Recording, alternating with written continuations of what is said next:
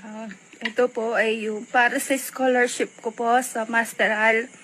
Ako po si Argelica Bondok, 23 years old. Graduate po ako ng BS Industrial Psychology. Nasa likod ko po yung papa ko at si mama ko.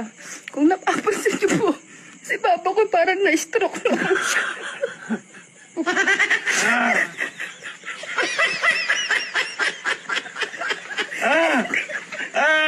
Hindi na po siya nakakapagsalita.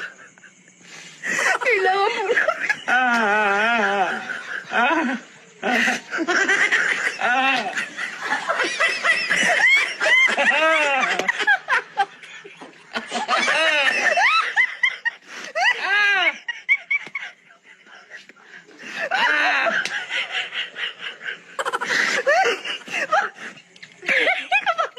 Sa scholarship.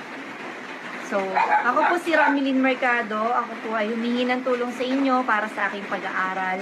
Sana po mabigyan niyo ako ng scholarship. Ang aking pong ina ay may kapansanan. Siya po ay may diferensya sa pagsasalita. Siya po ay isang ngongo. Salita ka ma. Anak mo, matulungan ninyo ang ako.